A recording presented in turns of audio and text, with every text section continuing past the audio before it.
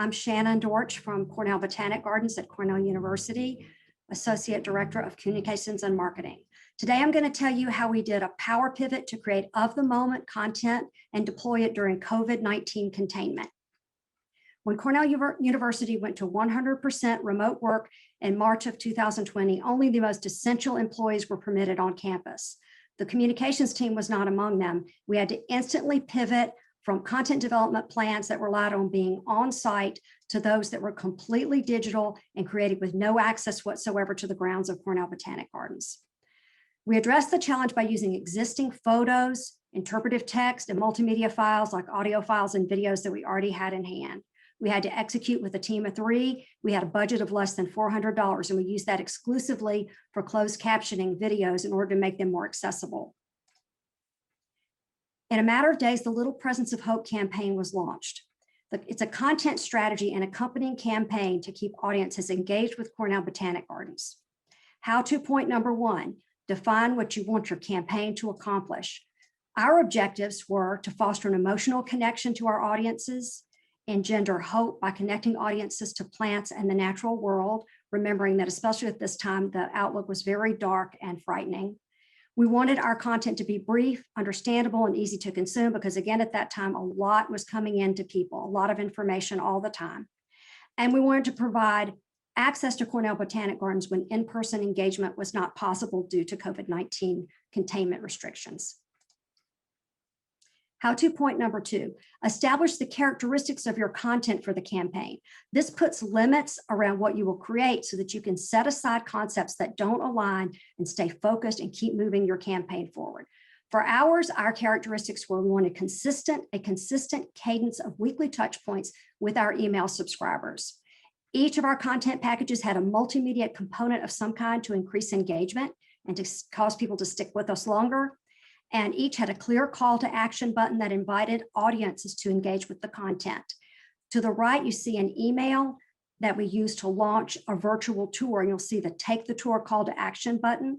We created this virtual tour without being on site at all. We used audio narrative that was part of cell phone tours that were created in an earlier year. We overlaid that audio over photos that we sourced from our archives, and a tour was born. How-to point number 3, decide what equals success. Our measures of success were delivering our content on the schedule we'd created for our campaign, which was every week. We created a total of 40 content packages over the course of the campaign from March 2020 to the end of December 2020. Another one of our measures of success was that we wanted to maximize impact and reach by sharing each content package on multiple platforms, email newsletters, email messages, social media, and we also ask our campus partners and community partners to share our content where it was appropriate, which increased the reach. We identified metrics we wanted to track, and one of my tips is not to get too deep in the weeds with this. We chose 4 or 5. We opened up a shared spreadsheet, and we input the metrics on a monthly basis and shared them with each other. How-to point number 4, plan and standardize. Some of the planning tips I can give you that we used were, first of all, understanding the assets you readily have on hand. You can create a list, but it's not necessary. Create a scheduling document and update it at least monthly. We kept this simple. We used Word. Assign roles and keep those roles consistent throughout the course of your campaign. Each member of our team had particular things they were responsible for every week. We had one person who handled all of our web updates and posting of content on our website. My team members could always count on me to write all the text that we needed to accompany any content that we had. Hold planning meetings and huddles. We had a monthly planning meeting where we not only brainstormed, but we actually made sure we committed to put things on our calendar. We also had huddles, sometimes on a weekly basis. Huddles are strictly to talk about the week's work, who's doing what, and when it's being done. We kept those to a maximum of 15 to 20 minutes. Balance complex projects with simpler ones. Build in a backup plan. We always had something in our back pocket just in case one of our plans fell through. Be realistic about what's possible. If it seems overambitious, it probably is. Here's an example of our content calendar. This is an entry from it for September. As you can see, it's very simple. It lists the deadline, the content type, the subject, the assets that we're going to have in our package, and action steps for who's doing what that week to make sure that we bring our plan to fruition.